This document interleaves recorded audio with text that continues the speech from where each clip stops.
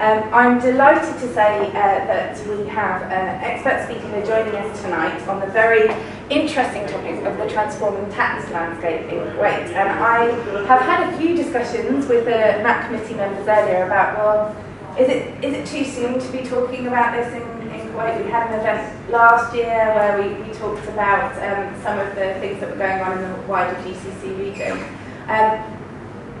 It's absolutely not too soon. I think it's really important to be talking about this now, even though the final date for Kuwait is still to be confirmed. I think it is really all about preparation when we're talking about taxation coming in the region, and this evening I hope will really help in terms of your own thoughts and preparations.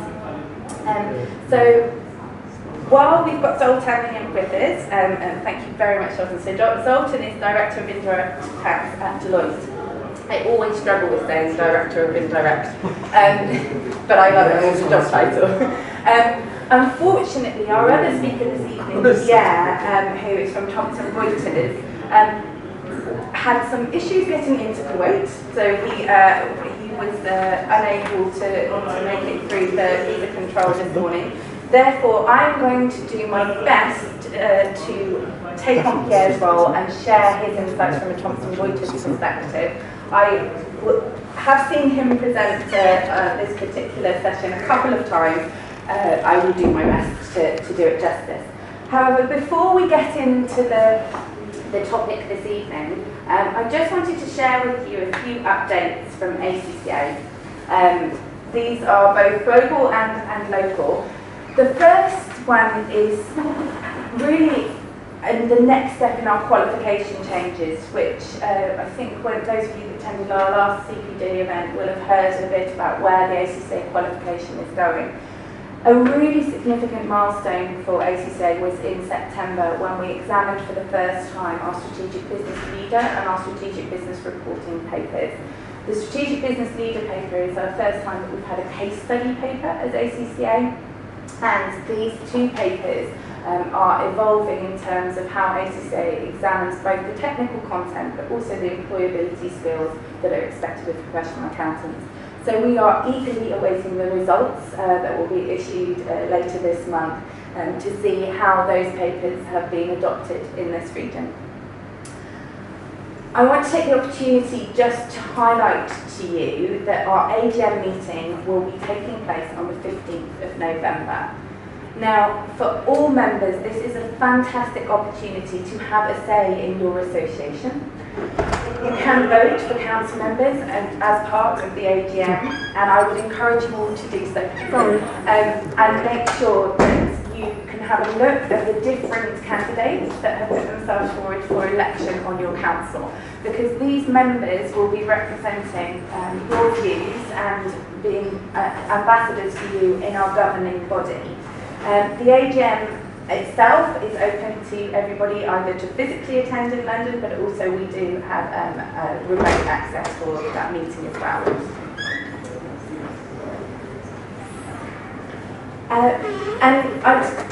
Hopefully some of you were able to participate. We held earlier this week on Sunday a Middle East webinar with our local council member Lorraine Holloway. We talked a little bit there about the upcoming AGM voting, the role of council. We have recorded that webinar and we will be making it available to people. So if you didn't get to see it live,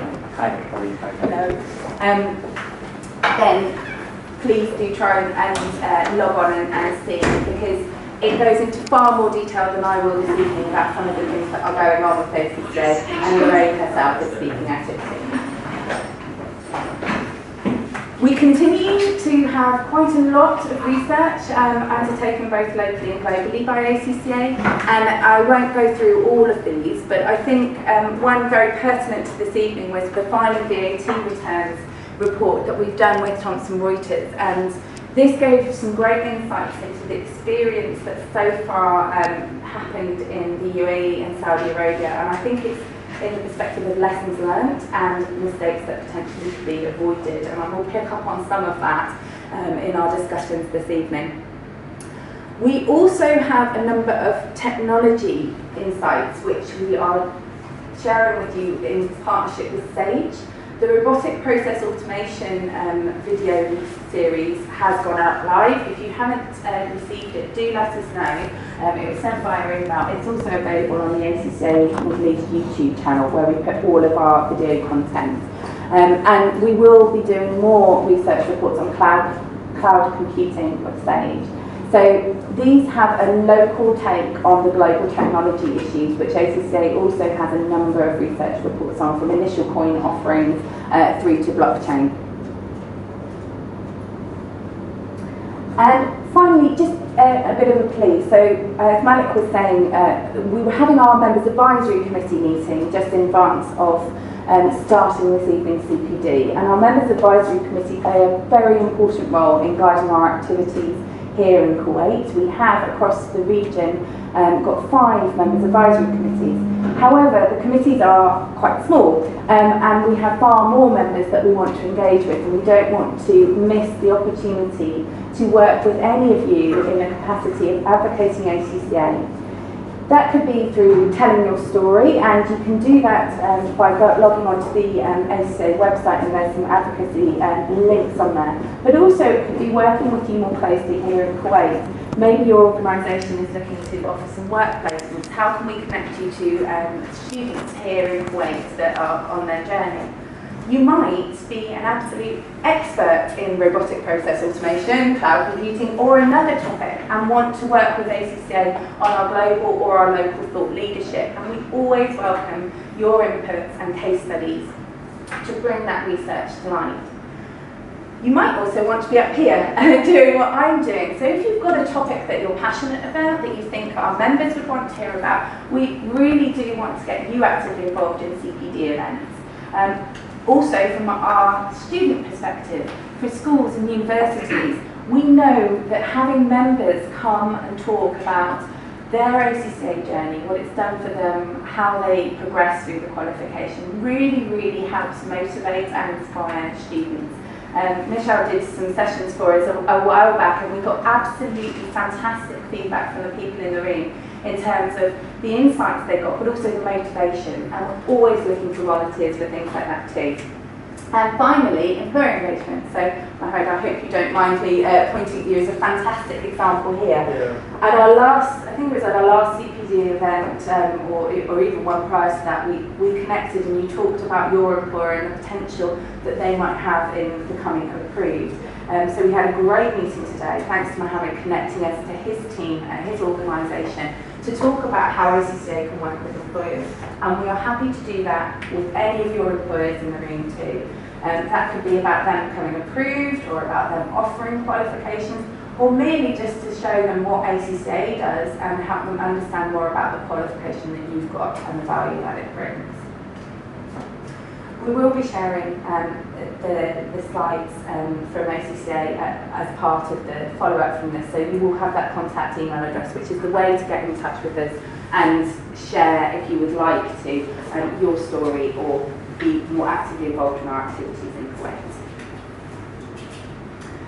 The Global Ethics Day is on the 17th of October. Just to plug, you should be seeing a lot of activity from our global office about ACCA's contribution to ethics around the world. It's a topic that's at the heart of the ACCA qualification. It's something that differentiates professionals from those that have just done an academic qualification, and therefore ACCA is really proud to be actively involved in the Global Ethics Day on the 17th of October. So just to look out for some of the interesting things that we'll be launching around that.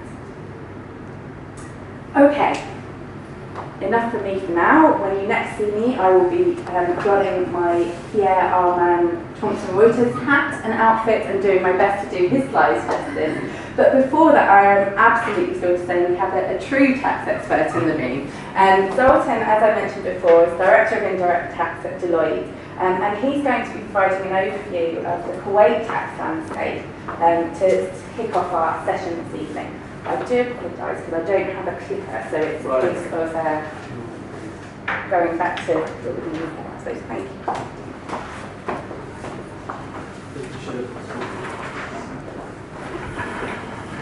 thank you. Thank you all for coming here tonight. If you start typing into Google search for the word VAT, then probably the first couple of results is going to be that implementation date. That implementation date in Kuwait, Qatar, Oman, and the other countries, because so many people, especially in the next 4 GCC countries, look after this information and try to get some certainty about when VAT is going to come to this region. Obviously, you already heard 2 countries have implemented VAT, UAE, and some went live on the 1st of January last year, this year, but obviously other 4 countries are still on their path to implement this new tax. If you discuss about this new tax in a friendly environment, then most probably your boss will complain about anything which will increase inflation, which will, bring something new, which is not necessarily good into a region which is all about tax-free, no personal income tax, and this obviously causes some turbulence in the region. Tonight's presentation will be about Kuwait-specific facts, but as Kuwait-specific facts, the fact sheet would be quite short. Obviously, we try to give you some inputs based on experience from other 2 GCC countries, UAE and KSA, where this tax was already implemented, and also why I will give you some ideas why being the last is not going to be a bad thing with respect to Kuwait in this whole process.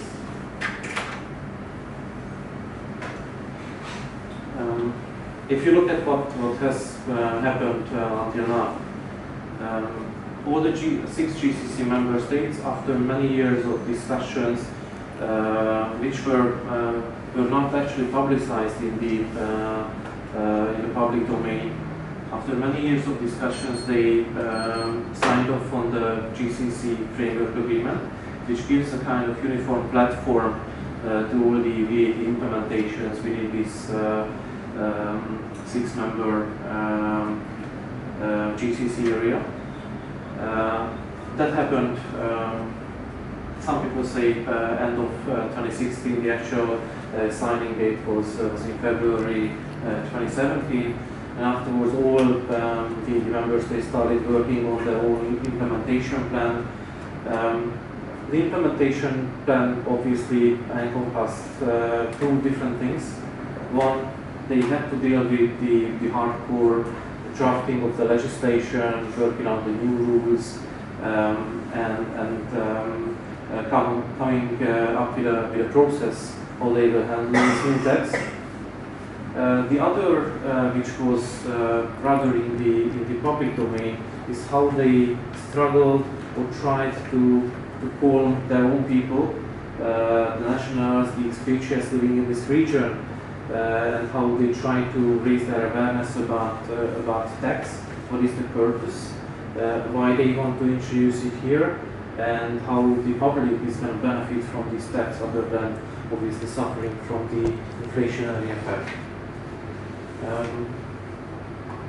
As I said, the GCC framework agreement was signed up for by all the 6 GCC member states.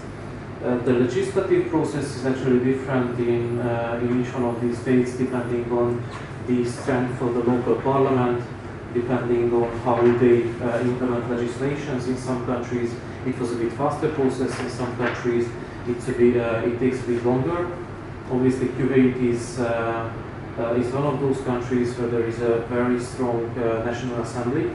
They have their say, and that causes some postponement in the actual ratification in the national legislation of the GCC framework agreement.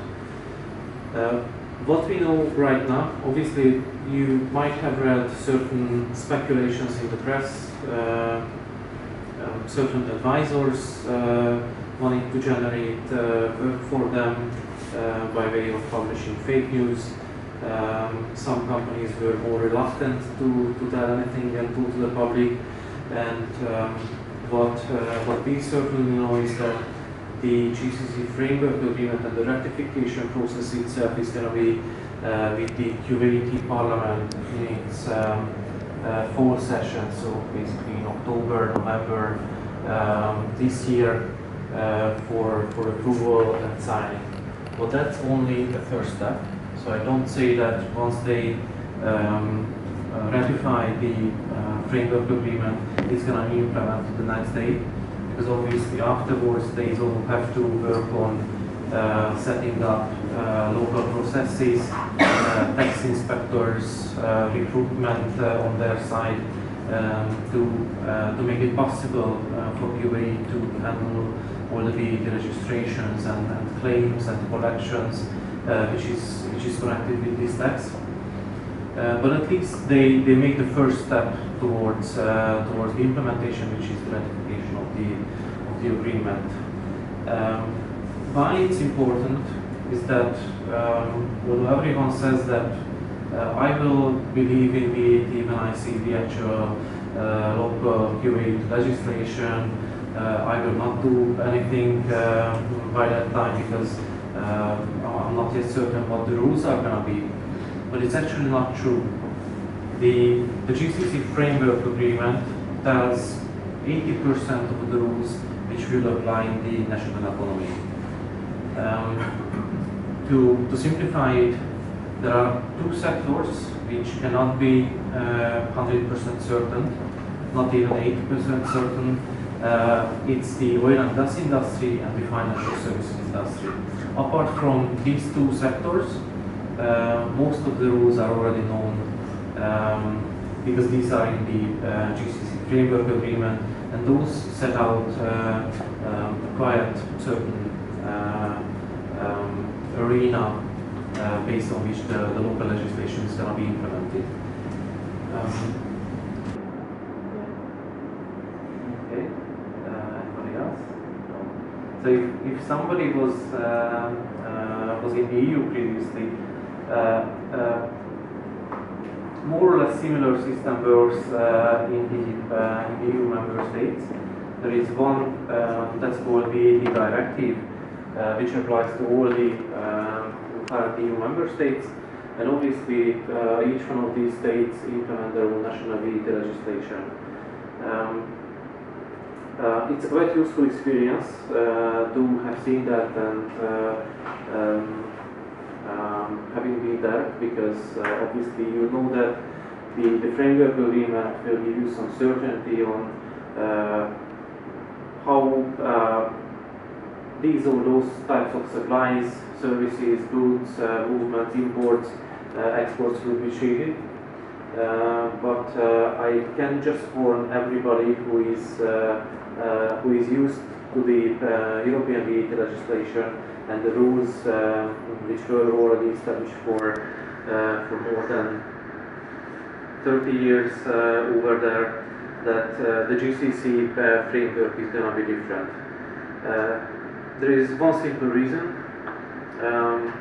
The usual principles which were worked out in the EU VAT legislation for more than 50 years, those do not apply here.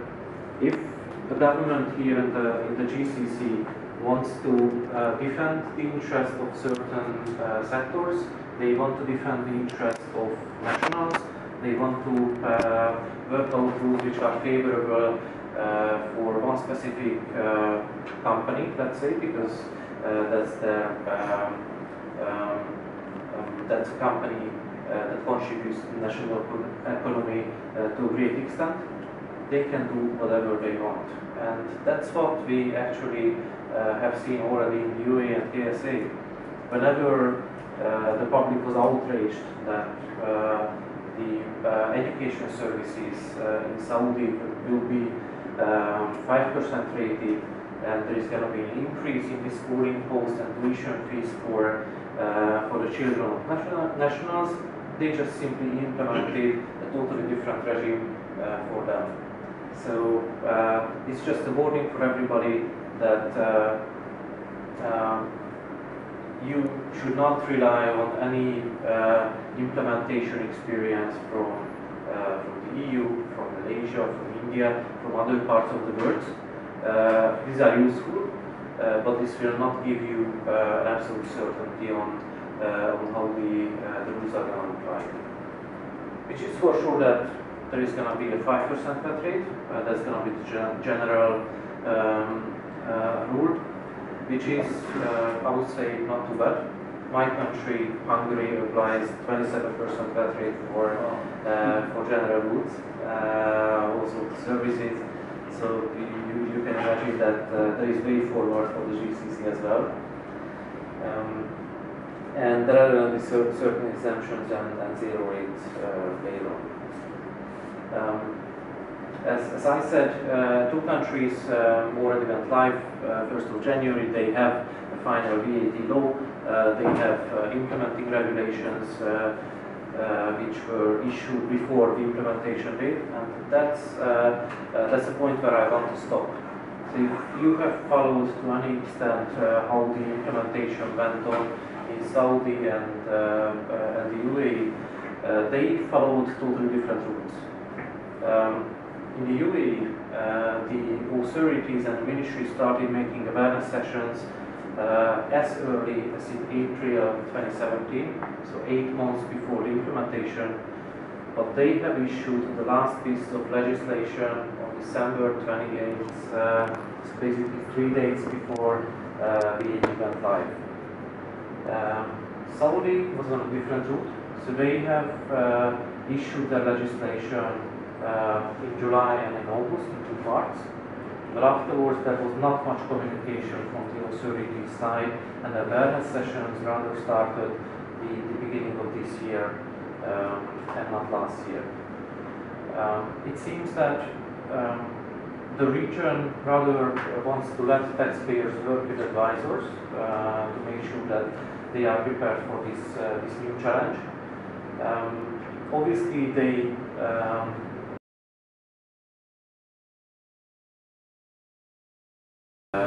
and I think the industry which shouted more, they got the guidelines first, and those which didn't have their their voice in the public domain, they were not treated that well.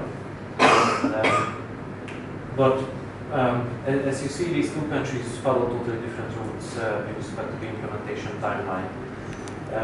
And actually that's why we have learned a lot from the implementations in these two countries, and that's why it's not too bad that Kuwait is a bit late, and Kuwait is going to implement a bit later, because they can learn from the mistakes of these two countries, and also those of the other three.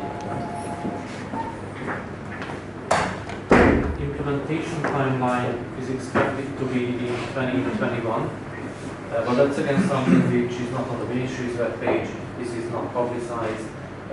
This were rather somebody from a newspaper talking to somebody who had some information from a government official, and probably the verification of this information is not possible yet.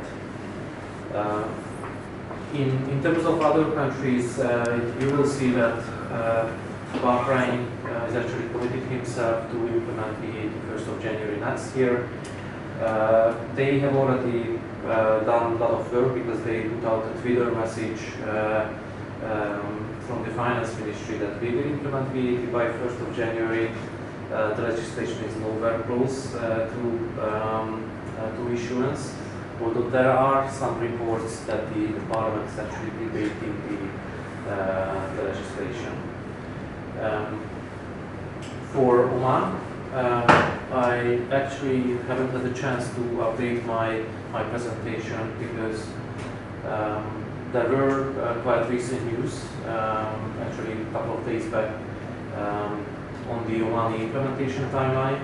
that was reported in 2 local newspapers, and they say that 1st of September is going to be their date. If you look at that particular article, which was published in Oman Observer and Times of Oman, they say that they will give at least 1 year for businesses to prepare. The article was published end of September, so if you calculate the 1 year, it's not really adds up. And Qatar is also kind of black sheep in the family. They have not done anything yet in terms of announcement, but there are certain reports by Qatari, by Qatar National Bank, which predicts an implementation date for the 2nd quarter of 2019. It's a bit of, we are trying to pull together the different pieces of the puzzle and try to see what is going to be the picture at the end of the day. In terms of excise, some people say that on the excise front, countries are much more developed. Obviously, 2 countries have already have an operational excise model, UAE and KSA. Also Bahrain introduced excise tax previously. UAE has a draft excise tax legislation. The legislation, if you look at that, says that carbonated drinks, tobacco, energy drinks, and certain soft drinks are going to be subject to excise, and the detailed rules are going to be published later on in a separate regulation. So it's rather a kind of plan that later on the detailed regulation is going to be issued by the government on the specific rules. But what we know is that there are going to be 100% excise tax on tobacco and energy drinks, and 50% excise tax on the fair market value or the shelf price of the soft drinks and carbonated drinks. So whether leave out tobacco or stop up before the implementation happens, because there is going to be a price increase on these, obviously, in the aim of public health and stuff.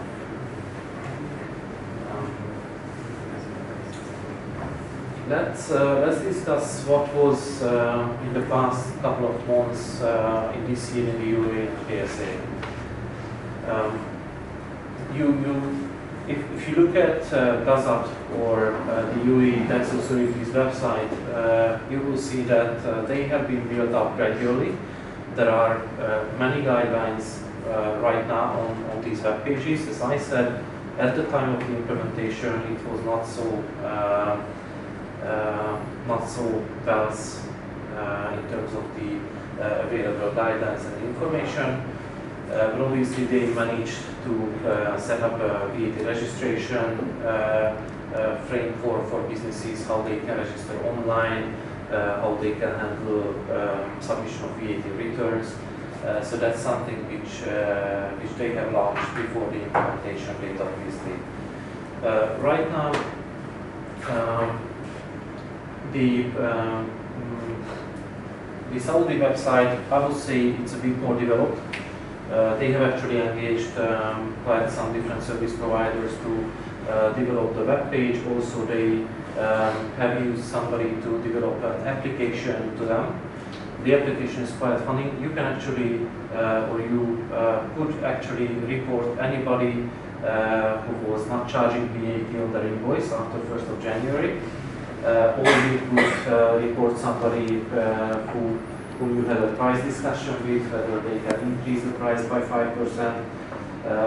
And the authorities actually went there, inspected these cases. So it was quite a 21st century type of solution in Saudi. In the UAE, also consumer protection agencies and different government bodies were trying to defend the interest of the public. They didn't want to let taxpayers misuse the VAT implementation. They didn't want to let these companies, VAT registered ones, to increase prices by more than 5%. I think you can expect something similar also in Kuwait and in other remaining GCC countries that they implement VAT. In terms of inspections, it's a quite mixed picture. If you look at the UAE, they rather wanted to shine as a business-friendly environment. They don't want to harass taxpayers, go do field audits that much. That had actually two outcomes. First one is that the consulting companies and tax advisors do not have that much work because there are no assessments, no cases, and businesses actually bogged down after the implementation date. So there was a big rush at the end of last year. There was a big rush until the submission of the first VAT return. But by now, apart from having unclarified questions, that's just business as usual. But apart from this, the businesses are quite poor. In KSA, this is totally different. I think they try to follow the policy of let's scare the public and that they will comply, which sometimes obviously work because bigger companies, those who had the budget in their 2018 financial budget, they could go to companies, they could get help on the implementation stuff, interpretation questions. But for the smaller companies, it can really be a big hassle. Obviously, smaller companies were, so the compliance level of smaller companies were not that good. Although there were some reports that the registration number is actually more than 70% of what they had originally expected in terms of the total registrations, which is not too bad. But still, the field inspections want to kind of force all the taxpayers to register, pay VAT in compliance with rules. And it seems that in that particular culture it works. The other interesting one, and this is rather a time-consuming one for businesses, is that the UAE tax authority raised lots of questions. So they received the VAT return from the entrepreneurs, and whenever they think, obviously based on the manual inspection of the returns or based on the software which they use to spot mistakes, whenever they feel that there is something wrong in the return, then they raise questions and actually expect the information coming from the taxpayers in a quite speedy manner. So sometimes they set irrealistic deadlines, and if somebody doesn't have a proper paperwork, doesn't have the necessary workings within the organization, how to get the right information from the right people, it can really be a big challenge.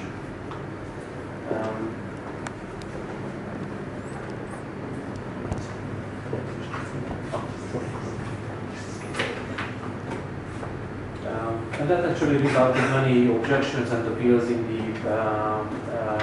KSA, which I would say as an advisor is good for us, but the uncertainty for businesses is not good.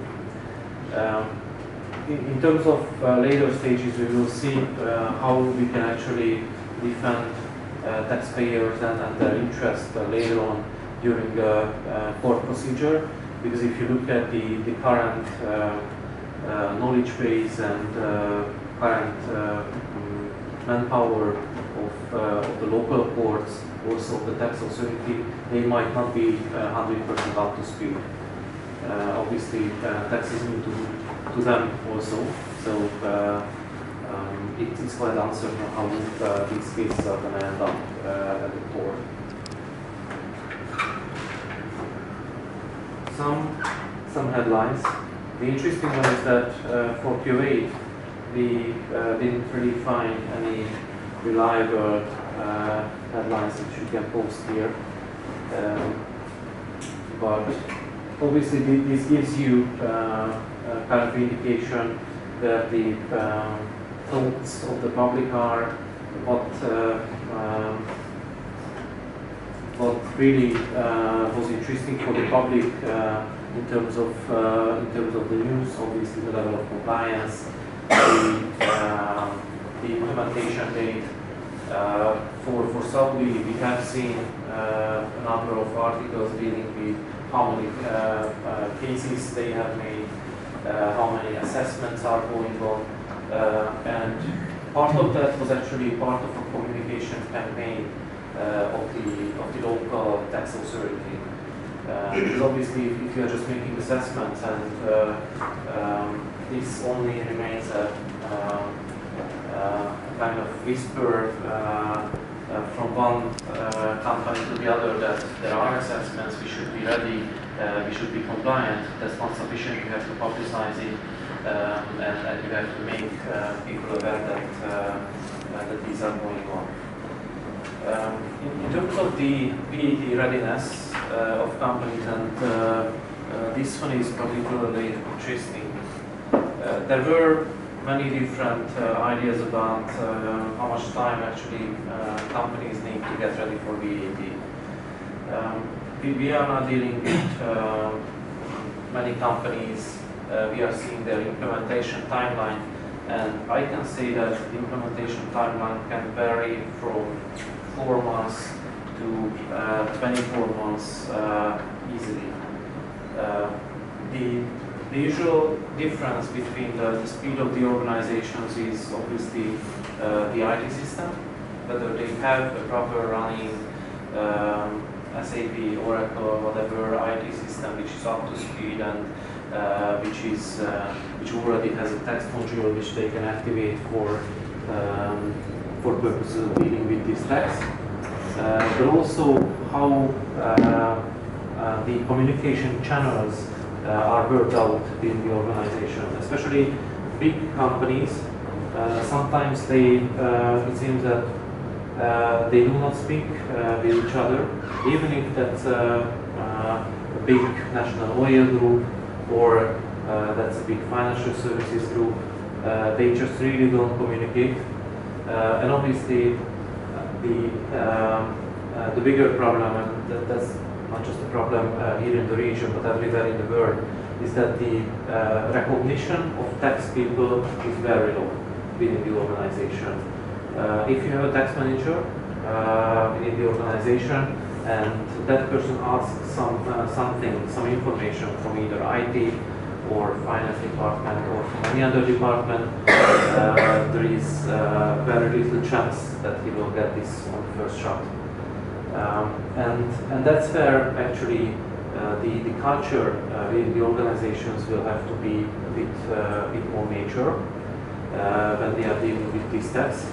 And obviously everybody within the organization, not just finance, not just IT, not just tax if you have a separate function, but also HR, also procurement, legal, they will all have to be aware of what is going on VAT front, why some people from the finance department is asking for the VAT clauses in the contract, why they are asking for certain other information about the employee benefits, because let's confess, these can all seem very weird when somebody first encounters exempt financial services transaction lending. Then you cannot deduct your incoming VAT related to that particular supply. So whenever you encounter these situations, you have to think about, shall I increase my pricing? If I shall increase my pricing because of business needs, can I increase my pricing? Do my national bank, do my country's consumer protection agencies actually let me increase the prices? So you have to make advanced thinking and spot those cases where you cannot increase your prices, which will impact your profitability. And at the end of the day, we are in the finance department. We will actually have to stand before our shareholders. We will actually stand before our management, and we will have to explain to them why profitability dropped, why we don't generate that much revenues, why costs are increased within the company. And that's something which you will have to think ahead. If the management is not properly briefed, then it can cost your job. Training to different stakeholders, I think that's actually self-explanatory when we talk about in-house trainings. You have to train your own departments, you have to train your own finance people. There are many ways to do it. Not sure if there is already an ACC VAT training, but can be. There are many online trainings. You can go to advisors. They can give you a training. The only thing is that you have to select the right provider.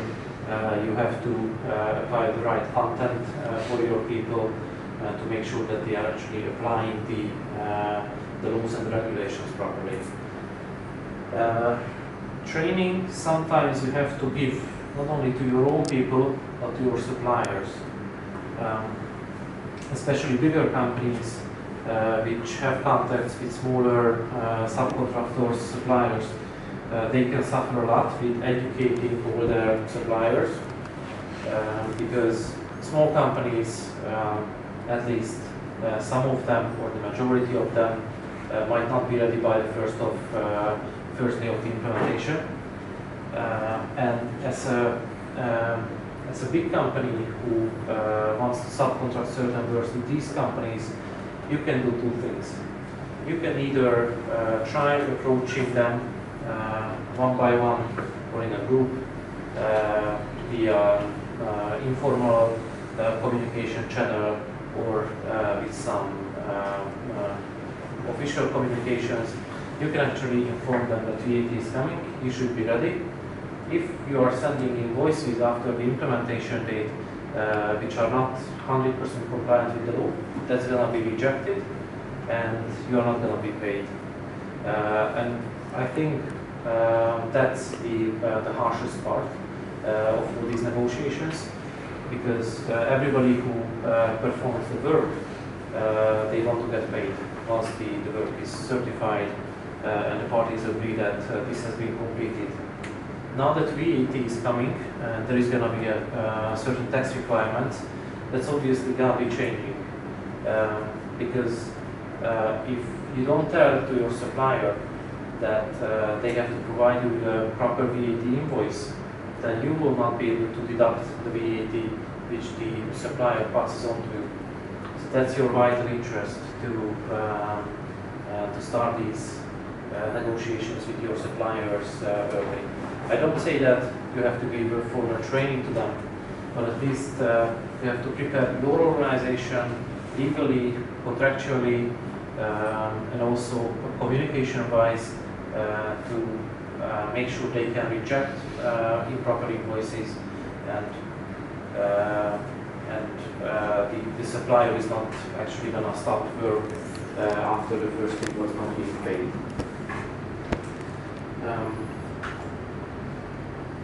The transitional activities and cut-off date, as I said, in the UAE, certain sectors, insurance sector, other sectors, suffered from the transitional measures. And these transitional measures, the transitional provisions of the EU law, these were actually published 28th of December last year, 3 days before the implementation date. So that was something for which companies couldn't really prepare in advance. Saudi was a bit more wise. They introduced a grandfathering period. So on certain long-term contracts, they said that you have actually 1 year during which you can renegotiate your contract, you can try reshaping your agreement with your supplier, with your customer, and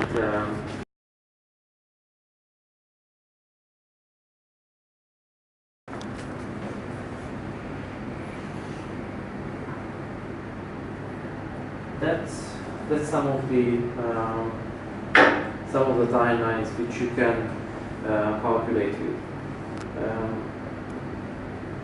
I don't say that each one of the implementation project lasts 15 months. As I said, it can last 4 months, it can last 6 months, 15, 24 months.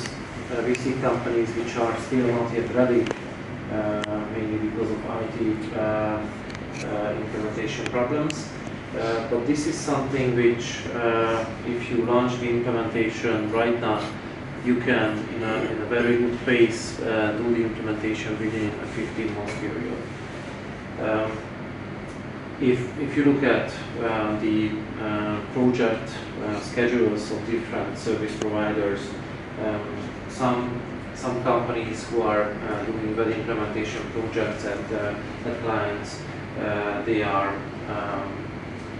slicing up their project in 3 different phases. Some of them are slicing it up to 5 different phases, but all of them are aimed at achieving day 1 compliance, and obviously some sort of post-implementation support from the service provider side. What you can do right now, and what you have to do actually to get your business ready, is the first phase, assessment and setting up a roadmap for your organization. The impact assessment is actually what you have to do is sit down with your own people. If you want to get the help of an advisor, then invite that advisor and try to work out what sort of supplies do you have, what sort of transactions you enter into, what are the ones which you have to prioritize, because these are long-term, because you are bound by a contract which lasts for a number of years, and you have to prioritize renegotiating that contract, and you actually have to look at what the VAT is going to have as an impact on your organization from pricing, from commercial, from IT, whatever perspective. And after the first phase of the implementation schedule, you can not simply lay back, but you will have to follow through. Go to different people within your organization, get budget for certain developments, get approvals to certain process changes. You will have to get the agreement of the board to continue. You have to get the agreement of the board to change certain processes which you currently apply. And also, if your organization wants to be Sharia compliant, then you might have to look for the approval of some Sharia bodies. So there are many different aspects which you can do right now. After that, you can actually stop until the legislation is issued. Because all the design phase, the VAT registration, the actual changing of the tax rates in the system, the tax determination, and updating of the system, that can come only after you actually see the QAT VAT law. Post-implementation support, that's something which can last forever. some companies want to outsource their VAT compliance. That's actually quite fashionable in many other parts of the world. Here in the GCC, what we have seen is that companies rather keep it in-house and hire either a VAT accountant or somebody to the organization who is dealing with the VAT returns. You have to make your own decision. If you have a complex business, then you better either outsource the VAT compliance, or you can build up a proper tax function, not only VAT accountants, but also a tax manager, somebody who has experience in interpreting the legislation. And if you have a simple business which can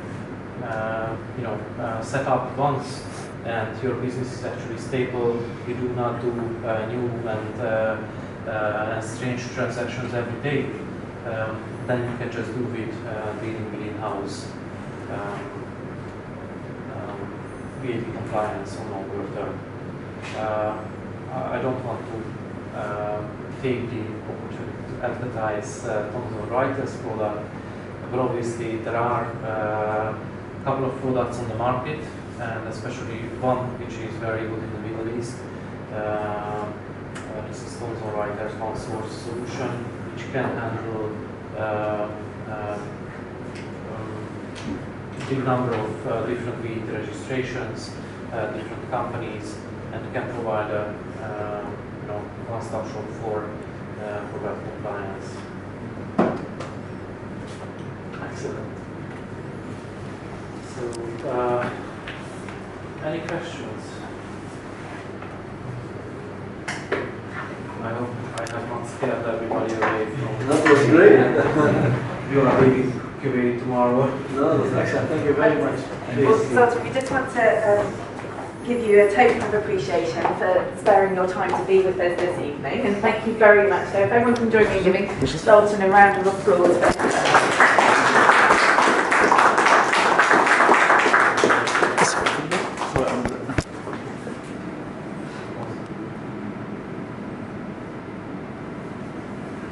Okay.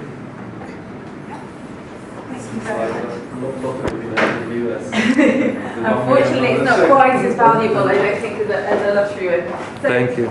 That was a fantastic session from Dalton to really show what the experience has been in those markets that have gone live, and the importance, I think, of preparing.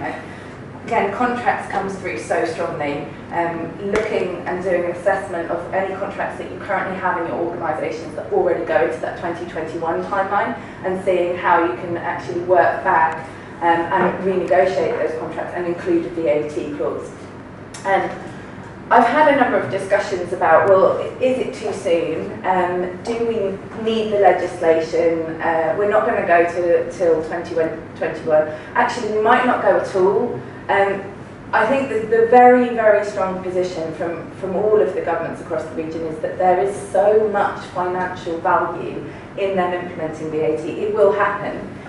The timelines are obviously varied, but even with the better liquidity here in Kuwait, there is still a huge incentive for the government to look at that diversification of income, and VAT is by far and away the simplest way to do that. So we're absolutely confident it will be implemented. The exact timelines do look like Kuwait will be the last, but that in and of itself means that when the legislation comes, I think they will probably be in a better position for things like the audit of those returns, because one of the challenges that has happened in the UAE is about the capacity to actually go and audit, because in Saudi Arabia Gazette was already well established and that infrastructure was there. They were in a much better position, and I think that kind of underpins the two strategies we've seen in Saudi and UAE. So Saudi's gone out very strongly in terms of these are the people we find, this is the money we've got from the fines, whereas the UAE has talked about 98% compliance, and they're very positive.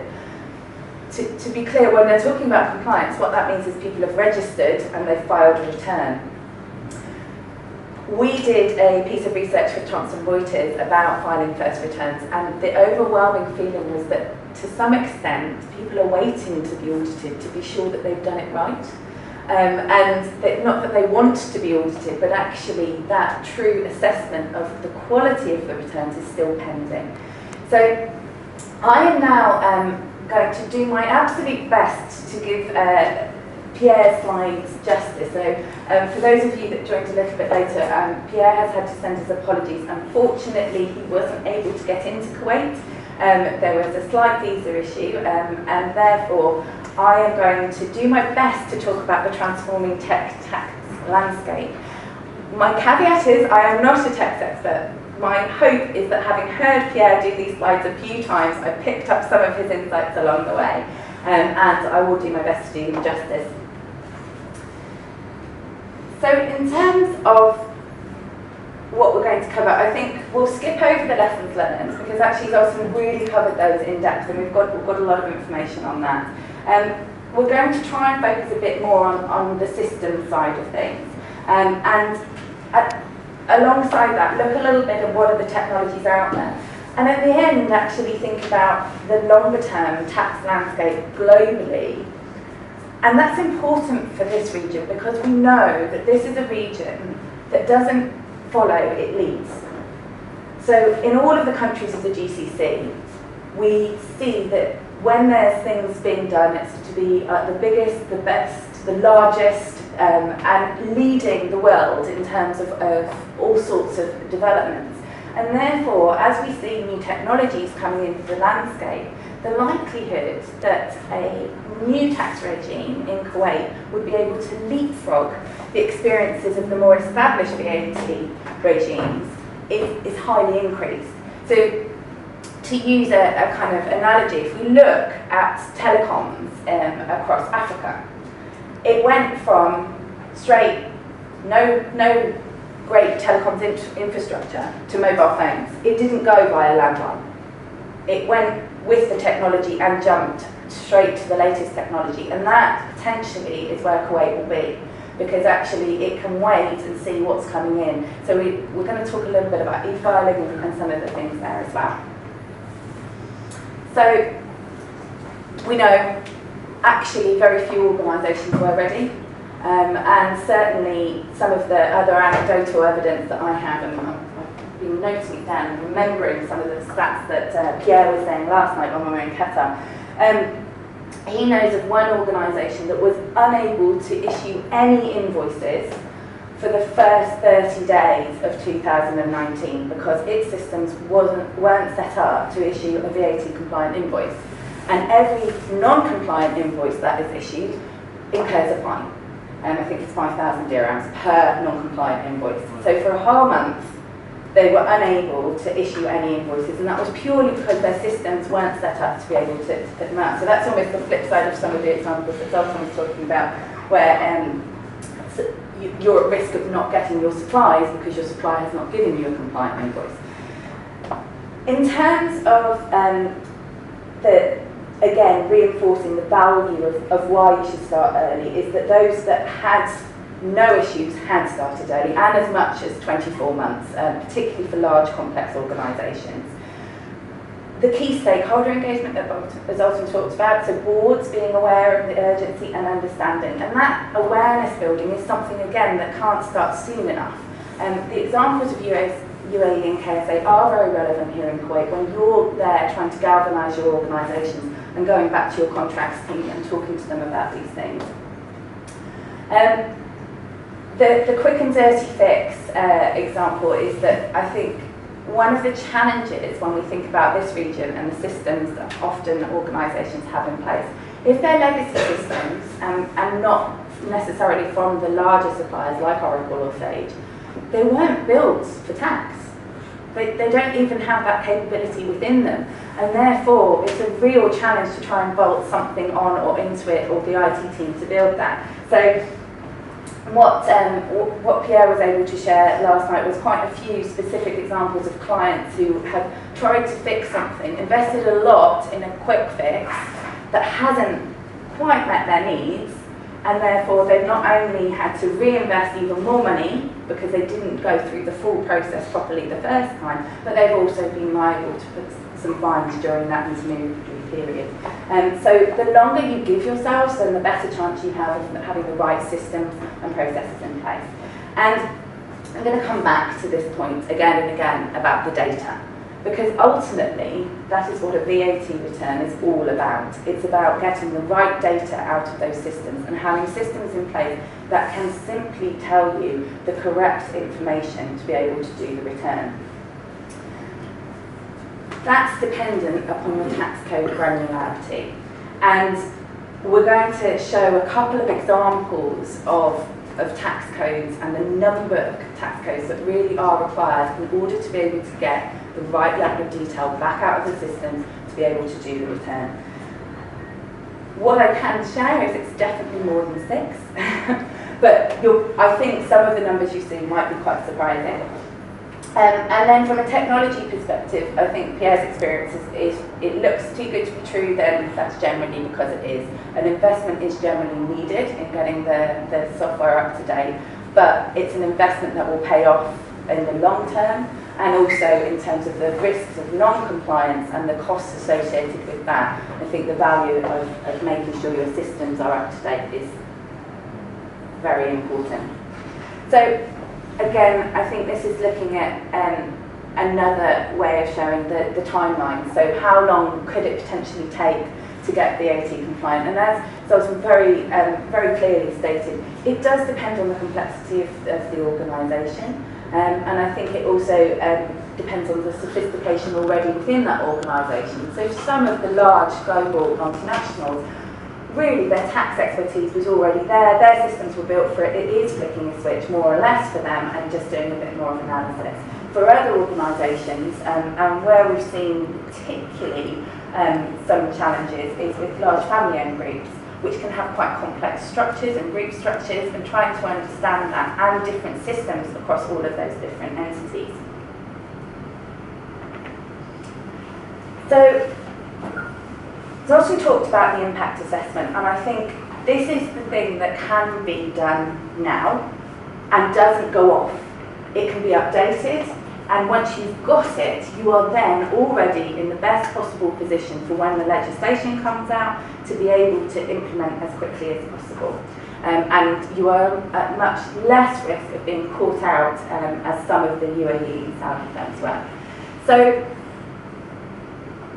what are the compliance obligations for my business? And again, looking at the GCC framework gives you a huge amount of information. So even though the local legislation is not yet available, looking at that framework, understanding how that applies to your business is your starting point, and it will give you a lot of information to have a really good initial start.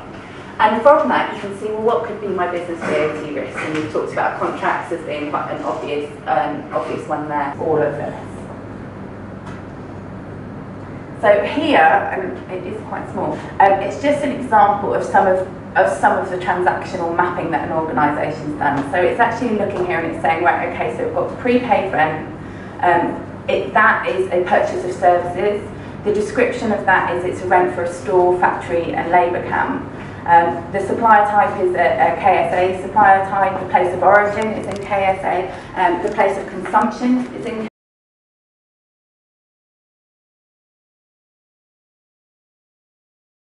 supplier, and then what does that mean in terms of the treatment? And again, the framework gives you a lot of this information about how that's likely to be.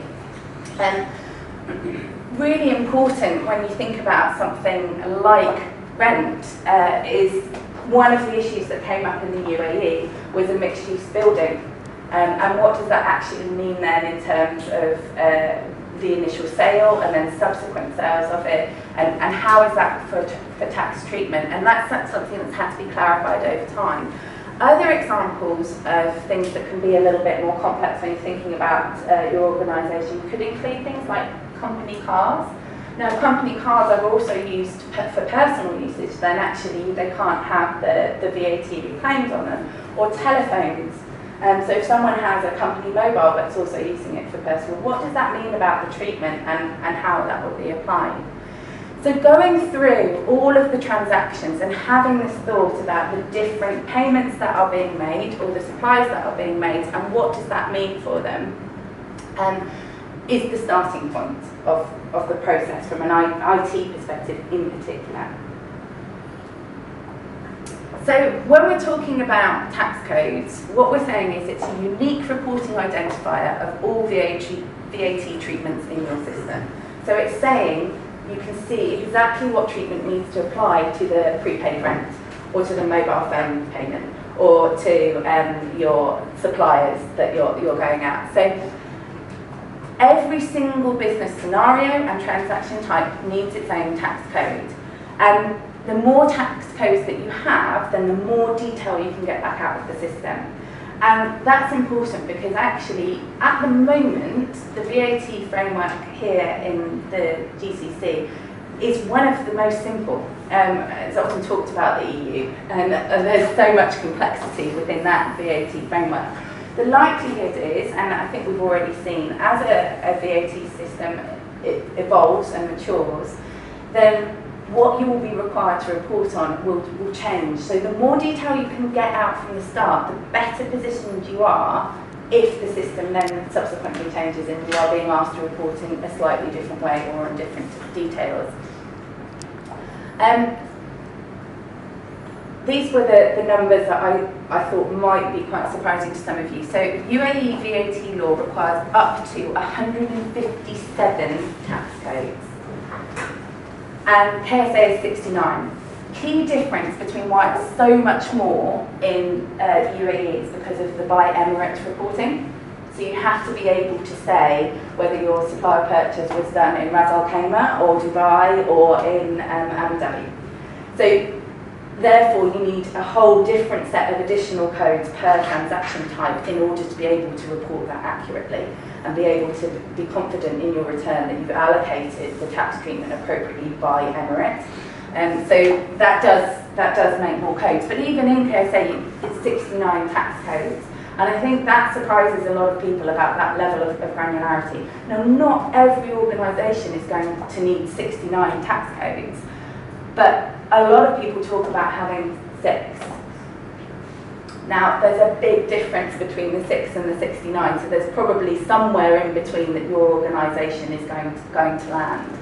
And as it says up here, it's extremely risky if you do have as few as 6 in terms of then how likely you are to be compliant. Can you use some examples? Yes, I can. Okay. You're not going to be able to read this, so I'm going to read them to you. Domestic purchase of goods, and then you've got AP or AR, and then you've also got, in terms of not recoverable, you've got here imports of goods, you've got purchases of services.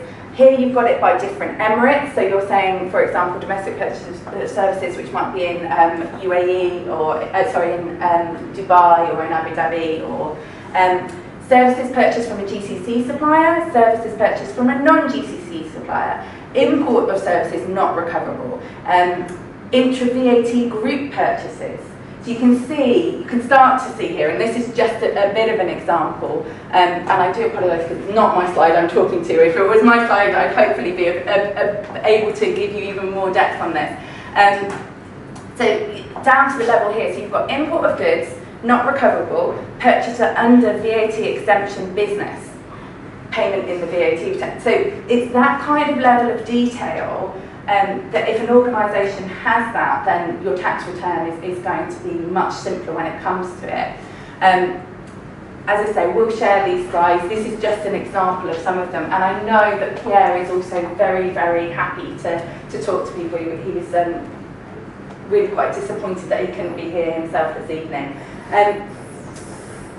Coming back to that point about if you do this now, so if you look at the range of codes, what this organisation has done has looked at the GCC framework and undertaken an assessment of saying, right, okay, so the domestic purchase of goods here, that's going to be standard.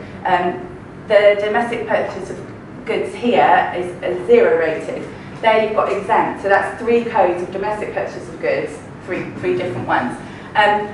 If, for example, you've got something that when the framework comes out, one of your particular codes or suppliers you were expecting it to be 0 rated and it's actually going to be at 5%, then you adjust the rate description on that. But your codes are the important part. Understanding all the different parts of your business and your supply chain and identifying the appropriate number of codes for your organisation is your starting point.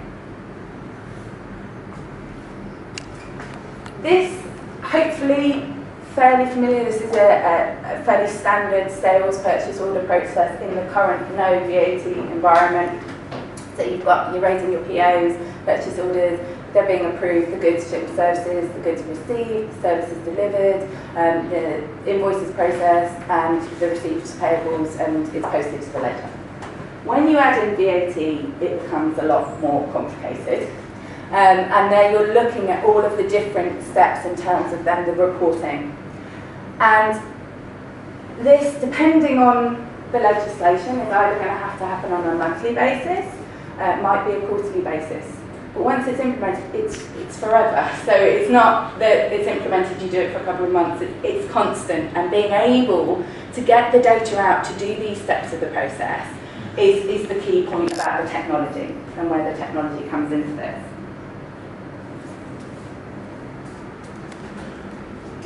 Okay, so we're stepping way out of my comfort zone now, everyone. But in terms of VAT technology,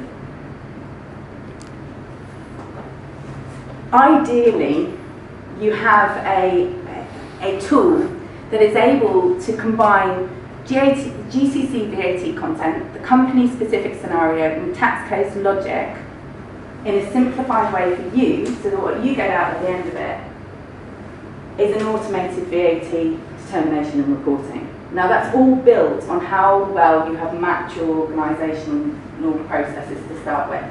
And the tool is the tax engine. The tool is the ability to be able to take that data, to take the framework, and therefore the tool is also, if it's a separate tool, as opposed to potentially using something like Oracle or Sage where you're doing it in-house, and you would have to update all of the elements of it as the legislation changes. The supplier is the one responsible for doing that in a tax engine tool, so they have to make sure that they update the system to reflect the local legislation. That's one of the key differences with the tax engine.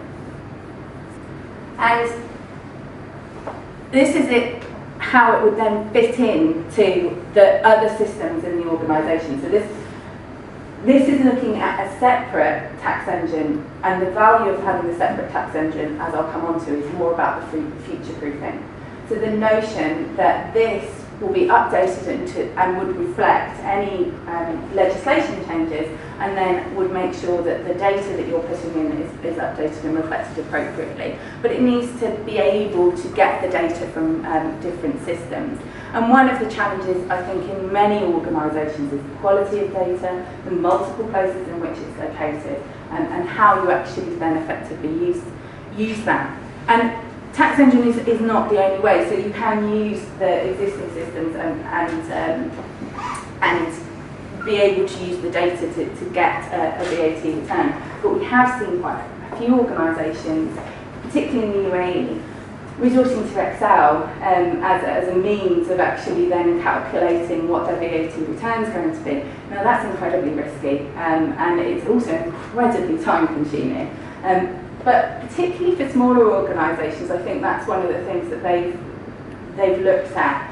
And therefore, I think one of the things that Thomson Reuters, but also there are many other different tax engines out there, and some of them are targeted at the smaller size organisations. They can provide a simpler solution for organisations in terms of VAT compliance.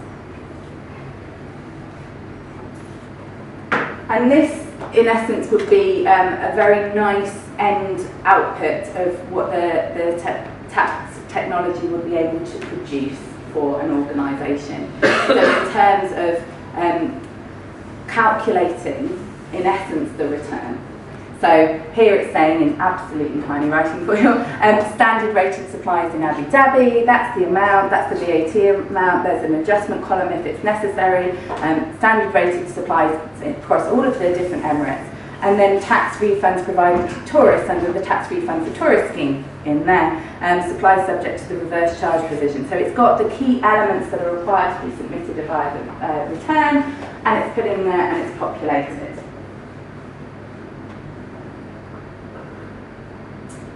These are just some of the examples of what the filing return systems look like currently in the UAE and in Saudi Arabia. So when we talk about e-filing for VAT returns, I mean, technically this is e-filing, it's online, so therefore it is a form of e-filing, but the real vision of e-filing is something far more sophisticated than going online and entering numbers that you've manually or you've generated via another system. I mean, here you can see about importing Excel templates. E-filing is really evolving, and this just shows all of the different trends, I suppose, in tax authorities around the world and where they're going with their filing systems. And we've got I quite like the name of it now, the FTA audit file, the FAFT file, or it sounds awfully like a FAF file to me, and the connotations of that. But the information that is required by the tax authorities is increasing. The speed in which they expect it, and Zoltan talked about this, is potentially unrealistic in many scenarios. And the technology that's being used is underpinning all of that. Okay. This is what the UAE FTA audit file, the FAF file, requires. So in terms of the 21 different fields of information at point of audit that you need to be able to get at a quick speed, it's diverse, and again underpins the need for you to be able to have that information tagged within your systems and reportable back out at the end of it, because they will expect, if they come to audit, that this information is readily available. The FTA audit file bears an awful lot of similarity to the standard audit file for tax, which is used across many of the European countries and jurisdictions. So you can see it on this previous slide. You'll see SAFT across Poland, SAFT in Luxembourg, Austria, Norway, and France and Portugal. So the likelihood of a similar kind of audit framework in Kuwait is very high. Because basically, what the jurisdictions are doing is they are looking to the more established regimes. So they're not totally reinventing the wheel with these things. So again, thinking about how can you get this information back out? Can you get this information back out of your systems right now if you were asked to do it and you were audited for VAT purposes? And what would it take to be able to get this information for your organisations? Those are the kind of key questions that you can start having and discussions in your organisations right now. Excuse me. Yes? Can you go a few slides back? Actually, to the world one? No, the one before this. The one which you're saying, Russell framework and all. Yeah, sure. Let me just... This one? This one. Can you explain this again? Is this a kind of a... So this is an example output from a tax system. So what the system from tax engine. So what Thomson Reuters system would be able to do is, at the end of collating the data, it would generate a summarised form of the data along the lines of the actual return that's required. And the way that they're able to make it along the lines of return required is because it's a standalone system that is aligned to the legislation. So not everything would look exactly like this. This is an example one, but this in essence is the end product from the tax engine, and it makes the filing very simple. So is this going to be part of the filing to the Yeah, so this can then be used and exported and attached to the file. So when you look at this one, here for example, the end output of the particular tax engine here, or any tax engine, they are designed specifically as standalone engines to be able to produce reports at the end that then can be used for the filing of the returns, which actually links them back to the future of VAT and where this might be going. So it's in a format that's acceptable to the authority. At the moment here, you can see that we're accepting Excel across the GCC regions in Saudi and in the UAE. What I can come on and show you is where the UK has gone recently, which is actually looking to implement. I'll come back to this one. I'm sorry, what was confusing to me was that there was a line which read refund to tourists. I've never seen that in the company that they refund to the... So again, it will depend on your sector. Now, as I say, slightly out of my area of expertise here, but I think what that's showing is that is a field which could be required on the VAT return in the UAE. So it is possible right now for tourists in the UAE to reclaim any VAT that they've paid in the UAE. Yeah, actually, I begged for that. No one was ready to refund. I mean, I've been to Dubai, and they were saying that it doesn't work in Dubai. It's not early yet, you mean, right? But they announced that already. Yeah. And usually this works when you go at the airports, not from when you're buying your service. It's just you have to claim it in the airport. Yes. So that's what's confusing for me, because I was thinking you don't see this kind of thing from in the company, which is usually. I'm looking at my tax expert now. Yeah. Obviously, you as a private consumer, you reclaim VAT back on the airport, but at the same time, the supplier who has sold the goods to you in the UAE, they will have to make a reporting as well, because previously they have charged you 5% VAT, and that's what you actually get refunded from the FTA. So what you do at the airport, that's not reflected in this VAT return, but at the same time the same adjustment will have to be made by the supplier who actually sold these goods to you in the UAE, and that's what is in field 2 of this return. That actually works the same way in EU countries as well. I can explain more after the session. Good.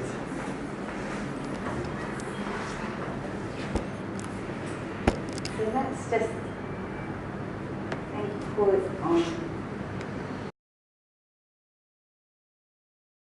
this one, because I think this is where we're really starting to get to the heart of what is the trend in VAT globally, and it's moving towards this real-time end. So what does that mean? So you've got still quite a lot of jurisdictions where it's, in terms of audit of VAT, it's more ad hoc.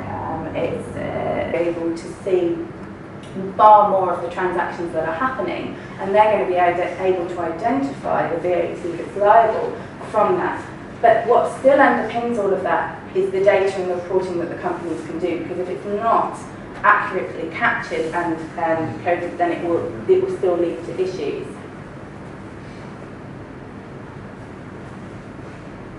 Now, what is underpinning this? Well, in essence, blockchain is part of this future vision. Now, we're not there now. We're not, and that's partly because there's not enough expertise in blockchain. It's still very, very slow. And in terms of being able to do quick returns. And the analogy that Pierre used last night was saying that this blockchain is where the internet was maybe in the 1993. So it was there, it existed, but it hadn't fundamentally changed how everyone did business and worked. Blockchain's at that infancy at the moment, but it does have the potential to fundamentally change the way in which governments choose to audit, companies are expected to report, and also how the suppliers and buyers are part of this whole infrastructure. So this is looking at the ultimate future that some people are already talking about, where there is an automated tax calculation, automatic remittance, smart contracts, and the whole of this is contained within a secure blockchain environment. Now that is, as I said, quite a long way off, but the notion of having a separate tax engine means that it enables organisations to future-proof into a world where you've got this kind of environment happening. So what I think the key takeaways are from the technology angle is that it's becoming more and more integrated into the VAT reporting, and it's also becoming more and more integrated into all elements of our business and our systems. And therefore, understanding the data when technology is overlaid on it is the fundamental starting point. Making sure that you've got the right financial information categorised in the right way is integral to all of the next steps when it comes to VAT, but also when it comes to the future and the technologies that are coming. So, this evening, Thomson Reuters are not the answer company because they are not here. That was a very, very quick whirlwind through the key trends and the key elements of the technology landscape for VAT and tax generally. I'm not sure I've done Pierre's slides absolute justice there, but I hope I've managed to pick up some of the key points that he's focused on in the sessions that he's held before.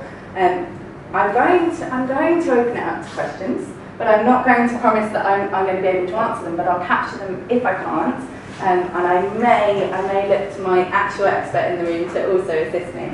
So over to you, really. Any questions from anything you've heard this evening? Any thoughts about where you're at in your VAT journey? While implementing the ERP, Yeah. in our internal ERP, how you design the tax codes? Is it based upon the government rates? So there's two elements to it. There's the internal element in terms of identifying all of the different transactions that your organisation does, and that needs to involve actually probably quite a few departments in the organisation, not just necessarily finance.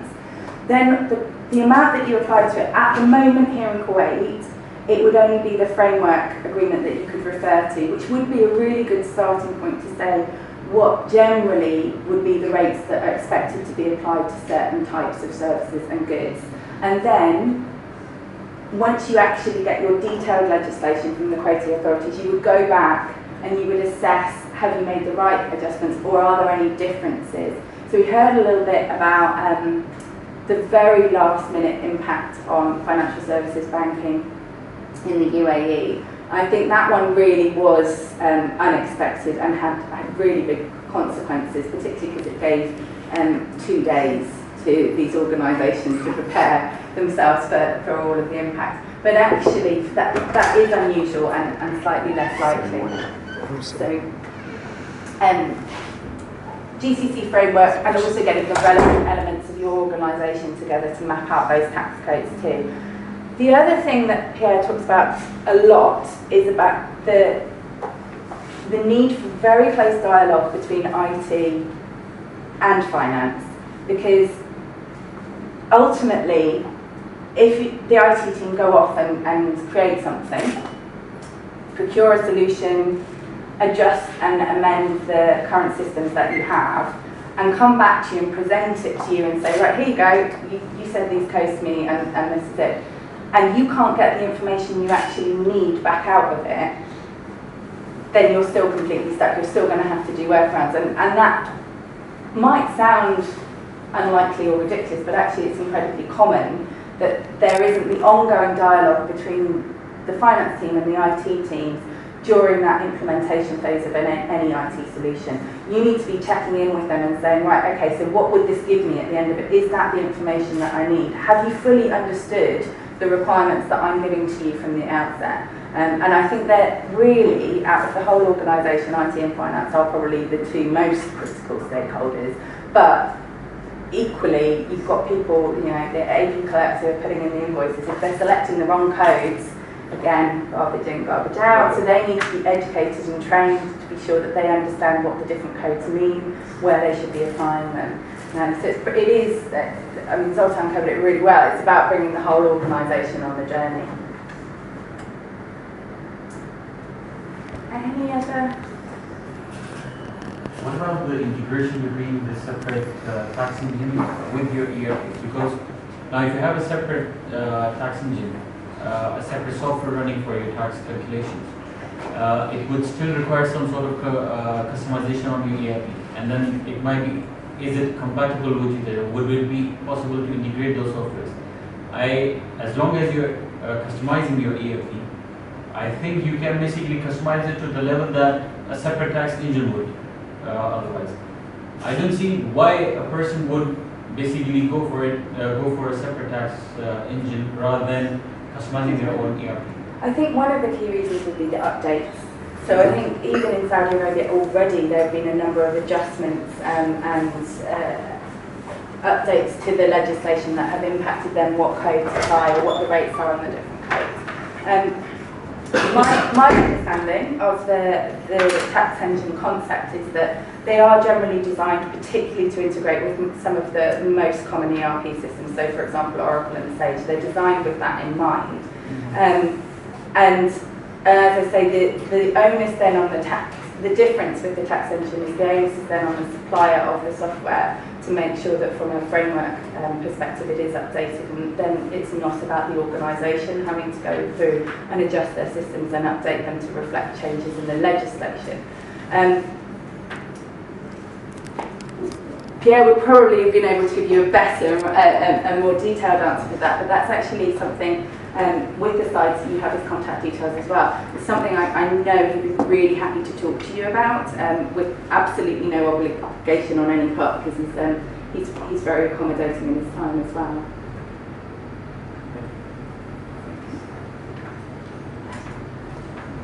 Sorry, another question that's more relevant to the VAT where it applies.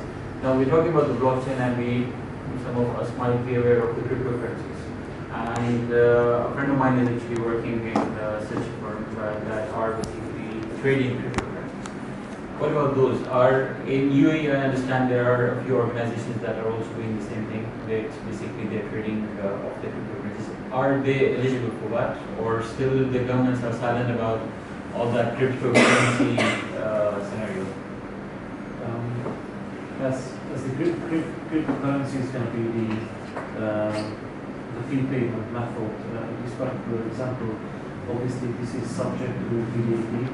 The question is how you can calculate the taxable amount and the VAT amount of ways of that, and especially because cryptocurrencies are not necessarily recognized or exchanged by national banks, and the calculation of the VAT amount is normally based on the published exchange rate from UAE National Bank or Saudi National Bank, and it's a challenge how you can calculate that amount if you don't have an official rate for that.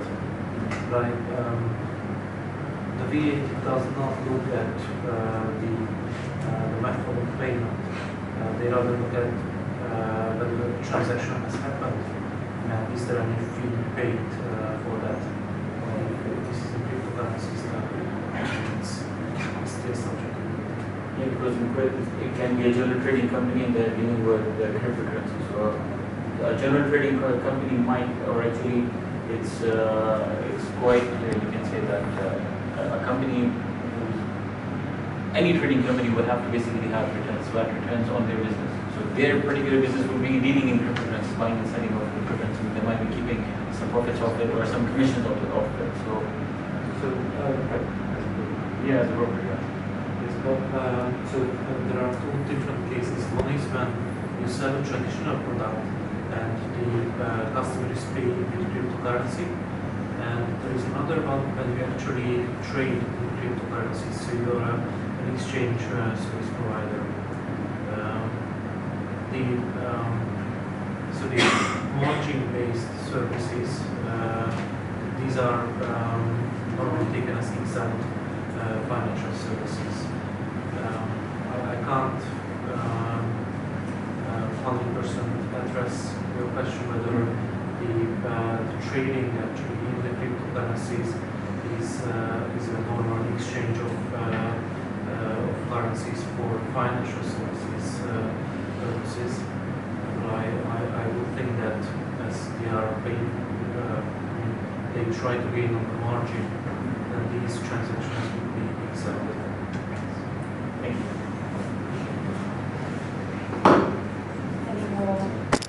Any final questions? No? Okay. Well, I think then that just leaves me to say a few closing remarks. And I firstly want to thank Zoltan again for his time this evening. His expertise has been absolutely invaluable, so thank you so much. And I also wanted to thank Catherine Blade for so kindly hosting us here this evening. For those of you that don't know, we signed an MOU with Catherine Blade how long ago now, Mark? A year and a half back. Year and a half. So our objectives are very much to work with Catherine Blade to help build the accountancy profession here in Kuwait and make sure that we are also facilitating those connections between you and the Catherine Blade members. They are having their conference in December, right. and we will be sharing more details about that as well. And we continue to work with them in a number of different ways, but we do hugely appreciate the fact that they've hosted us so kindly here this evening and have been incredibly generous with their time and support throughout our time here at Kuwait. It also remains for me to thank you all for being here this evening. As always, we welcome your feedback. We continuously want to improve the quality of the events that you're having, making sure that we're having them on topics that are of interest and relevance to you. It's good to see a nearly full room. It's a small room, but it's still nearly full. And that is really encouraging because the ACCA community in Kuwait is still quite small. So in terms of member numbers, we were talking about this earlier this evening, we've got just under 100 members in Kuwait. But we also do have our affiliate network, and we want to ensure that we are connecting with you as members and understanding your needs and the things that you need support on here. So please do stay in touch with us. Our next CPD event is likely to be around the same time as the KAA conference. We'll try and coordinate those two activities and make sure we leverage as much as possible all of the enthusiasm around the accounting conference that they will be holding. And so we will be sending out more details on that as we have them. We'll also be sending out certificates and presentations from this evening. If you arrived a little bit later and didn't get the opportunity to just sign on the list, please do so that we know that you were here and we can send you the information. So one of the things we're trying to do is make sure that when people register, there's value then in also attending, so that we can get a better feel of the numbers, because we do find that lots of people register but life gets in the way. So we make sure that those that do come get the certificate and the presentations as well. So please do make sure you've signed on the paper if you haven't. And from me, that is everything. So thank you all very much for being here this evening, and I look forward to seeing you at our next event.